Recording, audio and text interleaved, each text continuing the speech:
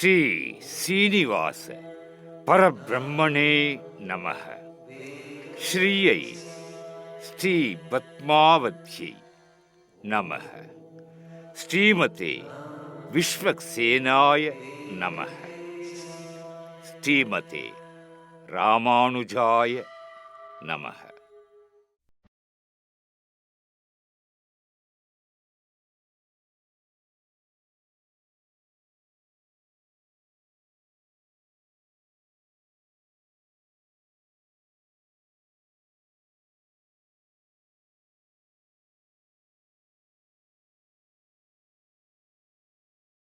திருமலை திருப்பதி திருவேங்கடமுடையானின் திருவருட்கருணையினால் திருமலை திருப்பதி வருடாந்திர பிரம்மோற்சவத்தின் 3ஆம் நாள் காலை வேளை சிம்ம வாகனத்திலே சிங்கப்பிரான் மலையப்ப சுவாமி ஞானப்பிரானார் நலந்தரும் சொல்லை நான் கண்டு கொண்டேன், நாராயணா எனும் நாமம் என்கிறார் திருமங்கை ஆழ்வார்.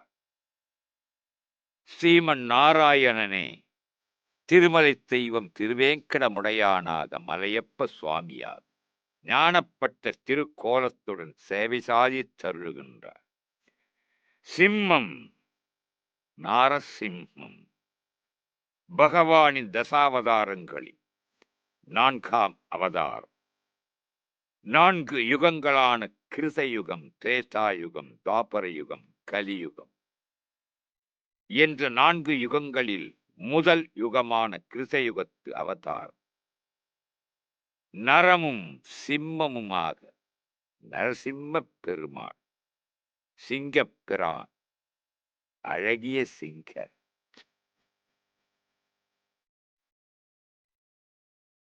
திருமங்கையாழ்வாரின் ஒரு பாசுரம்.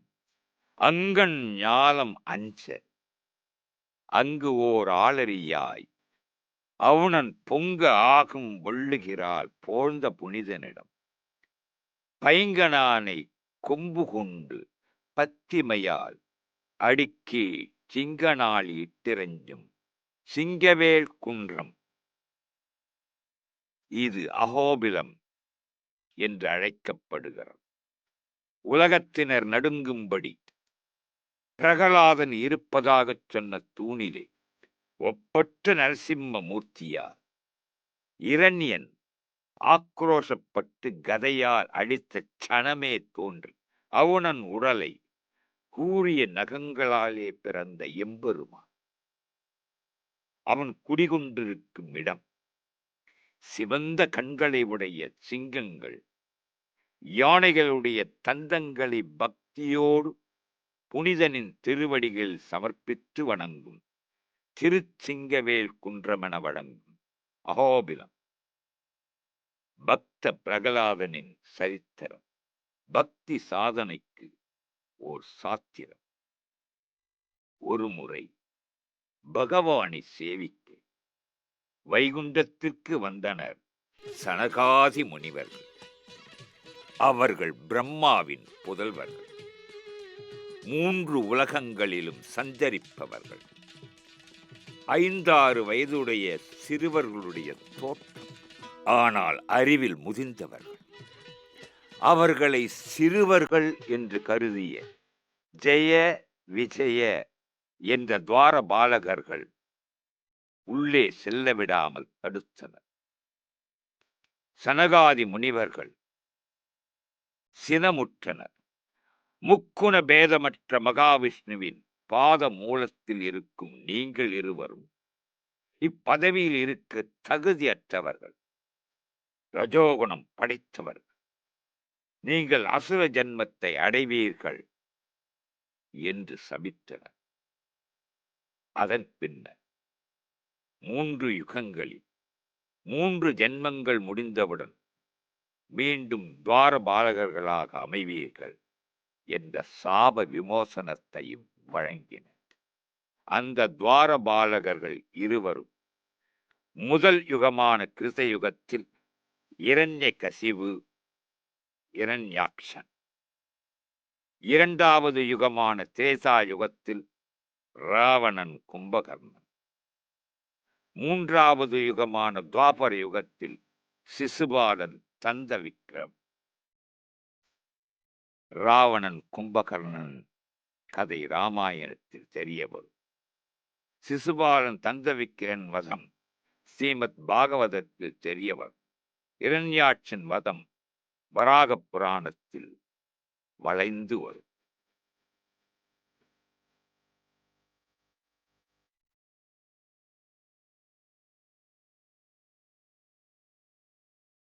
முனிவர்களுள் தலை சிறந்தவர் காசிப முனிவர். அவருக்கு 2 மனைவிகள். ஒருவர் அதிதி, மற்றவர் திதி.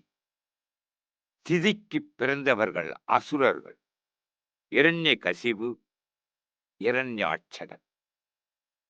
அவர்கள் பிரம்மனை குறித்து அகோர தவம் இயற்றினர். அந்த தவத்தின் பயனாக உலகிற்கும் அதிபதியாகும் வரமும் படைப்பில் தோன்றிய எவராலும் ஏதாலும் எந்த ஆயுதத்தாலும் மரணம் ஏற்படக்கூடாது என்ற வரம் பெற்றான் இரண்யாட்சன். வரம் பெற்றவன் உலகங்களையும் வென்றான். எதிரிகள் எவருமின்றி ஆளத் தொடங்கினான். பிரம்மாவின் சத்தியலோகம் அடைந்தான். பிரம்மாவையே வெல்ல முயன்றான். பிரம்மா சாதுரியமாக மகாவிஷ்ணுவை வென்று வரும்படி திருப்பி அனுப்பிவிட்டார். விஷ்ணுவின் இருப்பிடம் சென்றான். அவனின் வருகை அறிந்து விஷ்ணு பாதாளலோகம் சென்று விட்டார். இரண்யாட்சனுக்கு வைகுந்தத்தில் அனைவருமே விஷ்ணு சொரூபியாக காணப்பட்டனர். தேடினான் விஷ்ணுவை. பாதாளலோகம் செல்ல முனைந்தான். வழி தெரியாமல் தவித்தான். இறுதியில் தனக்கு தடையாயிருப்பது பூமி என்பதனை அறிந்து பூமியை பாயாக சுருட்டி மறைந்தார். பூமியை பாயாக சுருட்ட பூமி மறைந்தது. பூமாதேவி கண்ணீருடன் ஹரியிடம் பிரார்த்தனை செய்தார். உடனே விஷ்ணு எஞ்ச வராகமாக உருவெடுத்தார். குர் குர் என்ற சப்தம் செய்தார். பூமியை பாயாக சுருட்டிய இரண்யாட்சகன் மீது பாய்ந்தார். தனது தந்தத்தால் கோரை பற்களால் குத்தினார். மரணமடைந்தான் இரண்யாட்சகன்.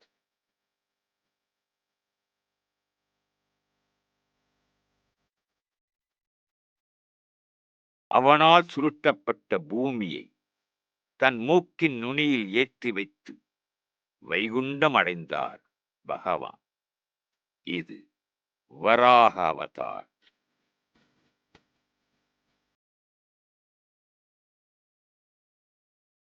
தன்னுடைய சகோதரனான இரண்யாட்சகனை பகவான் கொன்றதனால் பெரும் கோபத்திற்கு ஆளானான் இரண்யகசிபு. பழிக்கு பழி அரக்கர்களை அதர்ம வழியில் பயணம் செய்வித்தான். அதனால் யாகம், தியானம், பக்தி போன்றவைகள் தடைபட்டன. அது மட்டுமின்றி வரங்கள் பல பெற்று சகோதரனின் மரணத்திற்கு காரணமானவனை அழிக்க நினைத்தான். மாதவத்தில் ஆழ்ந்தான். எப்போதும் போல இப்போதும் பிரம்மன் தோற்றமாய் அசுரன் கேட்ட வரங்களை அளித்தார். அந்த வரம், பிரம்மாவே, உமது படைப்பினால் எளிதில் எனக்கு மரணம் ஏற்படக்கூடாது. எப்படி தெரியுமா? வீட்டில் உள்ளேயும் வெளியேயும், இரவிலும் பகலிலும், ஆகாயத்திலும் பூமியிலும் மனிதர்கள், தேவர்கள், அசுரர்கள், விலங்குகள் போன்ற எதனாலும் மரணம் ஏற்படக்கூடாது. பிரம்மாவிடமிருந்து வரம் பெற்றான் இரண்யன். அதர்ம ஆட்சி தலைவிரித்து ஆடியது. அராஜகம் அரங்கேறியது. தர்மத்தின் வாழ்வை சூது கவ்வியது. தேவர்களின் வேண்டுதலால் வரம் வழங்கியவர் பிரம்மன். அது இப்போது தேவர்களுக்கே தீவினையானது. இரண்யனுக்கு பிள்ளைகள் நாள் கிலாதன், பிரகலாதன், அணுகிலாதன், சமகிலாதன் என்பது அவர்கள் பெயர். இரண்யனின் மனைவி கயாத். ஒரு சமயம் இரண்யன் தவமியக்கச் சென்றான். அந்த நேரத்தில் அதுவரை பயந்து ஒளிந்து கொண்டிருந்த இந்திரன் வெளிப்பட்டான். கயாத்துவை சிறைபிடித்தான், அழைத்துச் சென்றான். நாரத மகரிஷி இந்திரனை வழிமறித்தார். இந்திரா, இது பெரும் பாவம். குற்றமற்றவள் இவள், மாற்றான் மனைவி. பத்தினி பெண்ணை சிறைபிடிப்பது தர்மமா? அதற்கு இந்திரன், கயாத்துவின் கருவில் இருக்கும் குழந்தையும் அசுரன்தான். அவளை தன்னுடன் வைத்திருந்து குழந்தை பிறந்ததும் கொன்றுவிட்டு பின்னர் அவளை அனுப்பிவிடுவதாகச் சொன்னான். நாரத மகரிஷி, கயாத்துவின் கருவில் இருப்பது மகாவிஷ்ணுவின் பரம பக்தன், நமக்கு நன்மை செய்யப் போகிறவன் என்று எண்ணற்ற தர்மங்களை எடுத்துரைத்தார். உணர்ந்தான் இந்திரன். கயாத்துவை வலம் வந்து வணங்கி பின்னர் சென்றான். கயாத்துவை தனது ஆசிரமத்தில் அழைத்துச் சென்றார் நாரதர். தர்மத்தின் ரகசியம், ஞானம், நாராயண நாமம், ஆத்மா பரமாத்மா போன்றவைகளை உபதேசித்தார். கயாத்துவின் கருவில் இருந்த குழந்தையும் கேட்டது. இவற்றையெல்லாம் கேட்ட குழந்தைதான் கருவிலே திருவுடையான் பிரகலாதன். குருகுலத்தில் படிக்கின்ற பிள்ளைகளுக்கு பக்தியை போதித்தான் பிரகலாதன். கேட்ட பிள்ளைகளும் மனம் மாறினர். செய்தி இரணியனுக்கு எட்டியது. அன்று முதல் பகவத் விஷயத்தில் பிரகலாதனுக்கும் இரணியனுக்கும் நாளெல்லாம் போராட்டம்.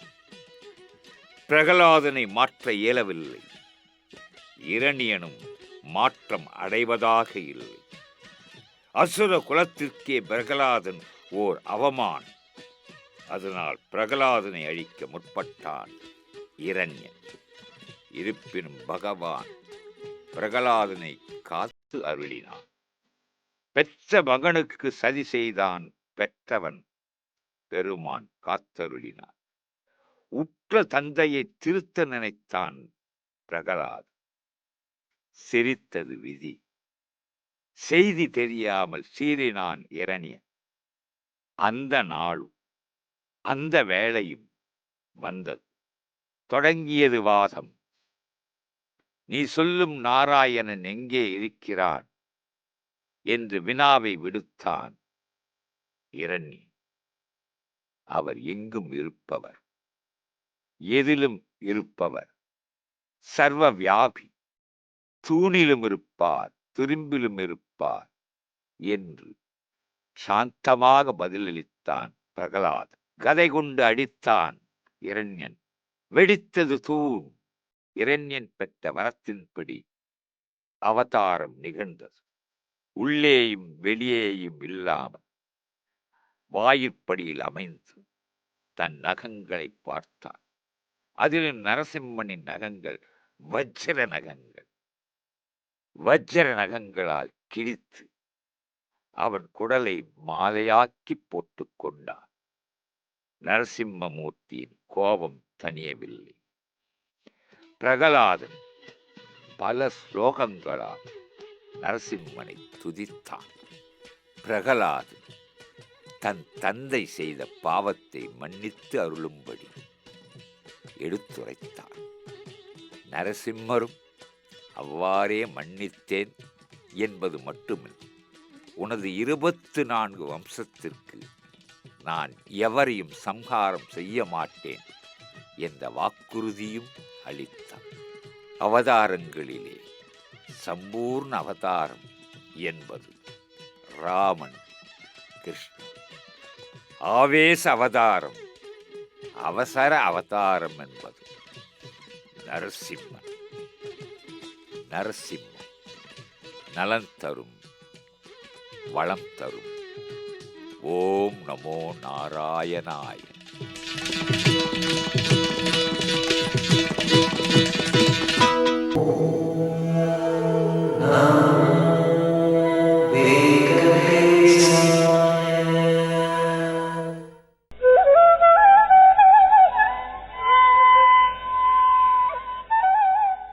திருமலை தெய்வம் திருவேங்கடமுடையான் திருவருட்கருணையினாலே திருமலை திருப்பதி வருடாந்திர பிரம்மோற்சவத்தின் 3ஆம் நாள் இரவு வேளை முத்துப்பந்தல் வாகனத்திலே சத்தியநாயகன் சாட்சாத் பகவான் மலையப்ப சுவாமியாக திருமகளும் மண்மகளும் ஒரு சேர ஒய்யாரமாக எழுந்தருளி இருக்கின்றார்.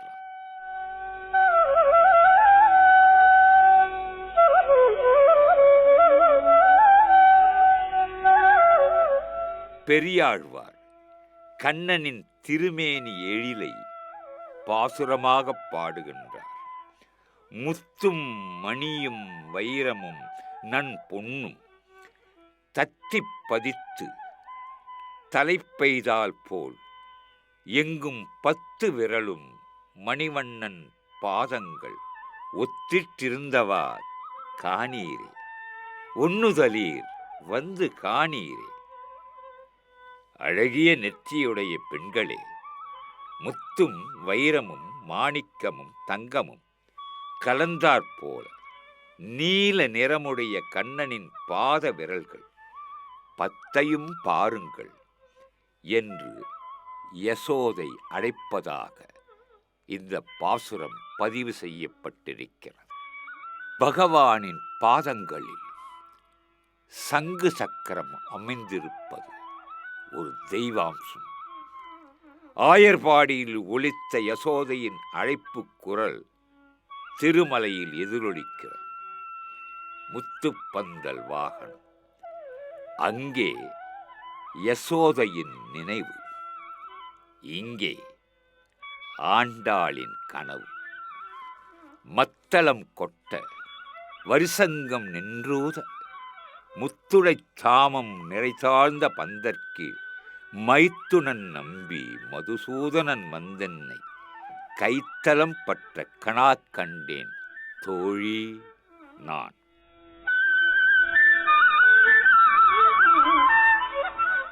மத்தளம் முழங்க 2 ரேகைகளை உடைய சங்குகள் நீண்ட நேரம் ஊத முத்து மாலைகளை கொண்டு அமைத்த மணப்பந்தலின் கீழ் அத்தை மகனான மதுசூதனன் வந்து என் கைப்பற்றுவதாக கனவு கண்டு. இந்த இடத்தில் முத்துடை தாமம் என்கிறாள் ஆண்டாள். தாமம் என்றால் கயிறு என்பது ஒரு பொருள். ஆயர்பாடியிலே கண்ணனின் லீலைகளை காணப் பொருட்டாமல் அவனைப் பற்றி கோபியர்கள் கோபிகைகள் கூறும் குற்றங்களை எல்லாம் எண்ணிக்கொண்டு கண்ணனை கட்டி போட்டுவிட வேண்டும் என்ற எண்ணத்தினால் ஒரு பெரிய கயிறை கொண்டு வந்து கண்ணனை கட்ட ஆரம்பித்தாளாம் யசோதை. கண்ணன் லீலை துவங்கியது. தன் வயிற்றை பெரிதாக்கிக் கொண்டே வந்தான். யசோதை மேலும் மேலும் கயிறுகளை கொண்டு வந்து அவைகளை முடிச்சு போட்டு அப்பொழுதும் அவனை கட்ட இயலாமல் தவித்தாளாம். பார்த்தானாம் கண்ணன் யசோதையை. பாவம் யசோதை, இருக்கட்டும் என்று வயிற்றை சுருக்கிக் கொண்டு யசோதையின் கட்டுக்குள் அமைந்தான். அது மட்டுமா, அவனை உரலுடன் கட்டி போட்டுவிட்டு யசோதை பிராட்டி சென்று தயிர் கடைய ஆரம்பித்து விட்டாளாம். அதை பார்த்த கண்ணன் மெல்ல சிரித்தான். அடியே யசோதை, இந்த சம்சார கடமையிலிருந்து, இந்த வாழ்க்கையிலிருந்து உன்னை அழைத்துச் செல்லத்தானே வந்திருக்கிறேன். அதை விட்டு விட்டு ஒவ்வொரு நாளும் அதே வேலையை செய்து கொண்டிருக்கிறாயே என்று சிரித்தானாம். ஆக ஒரு மனிதன் எந்த வேலையையும் அதே வேலையாக செய்தாலும் கூட அதே வேளையில் பகவானையும் மனதில் நிறுத்திக் கொள்ள வேண்டும்.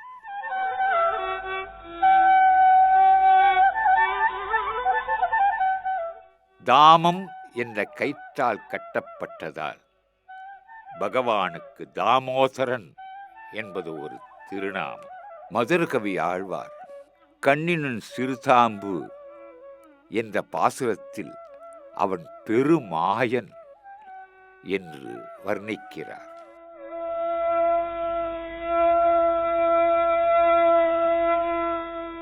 முத்து குளிப்பதொரு தென்கடலிலே என்று பாடினான் மீசைக் கவிஞன் பாரதி.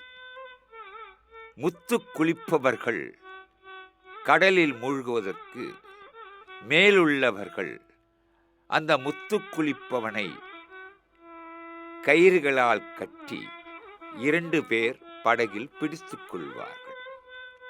இந்த முத்து குளிப்பவன் ஆழ்கடலுக்குள் செல்வான். அப்படி செல்கின்ற பொழுது ஏதாவது ஆபத்து ஏற்பட்டால் கயிற்றை இழுத்து இழுத்து அதை மேலே உள்ளவர்களுக்கு தெரிவிப்பான்.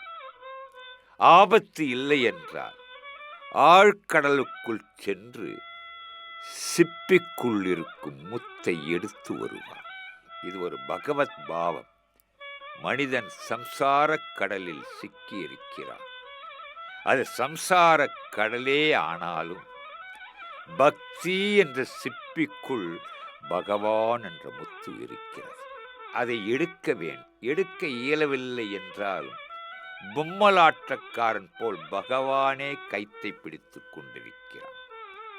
பகவானை கயிற்றால் கட்டியவள் யசோதை. இங்கே பகவான் மனிதனை கயிற்றால் கட்டி வைத்திருக்கிறான். அந்த மனிதனுக்கு ஒரு ஆபத்து என்றால் கயிற்றை மேலே இழுத்து அவனை காத்தருள்கிறான். இருப்பினும் அந்த மனிதன் விடாமுயற்சியுடன் சம்சார கடலினுள் ஆழ்ந்து உள்ளே சென்று பக்தி என்ற சிப்பிக்குள் பகவான் என்ற முத்தை எடுத்து விட்டார். அந்த மனிதன் நிச்சயமாக மோட்சம் பெறுவது உறுதி என்ற ஒரு சிந்தனையை வந்தனையுடன் நாம் சமர்ப்பிக்கிறோம் முத்துப்பந்தல் வாகனத்திலே.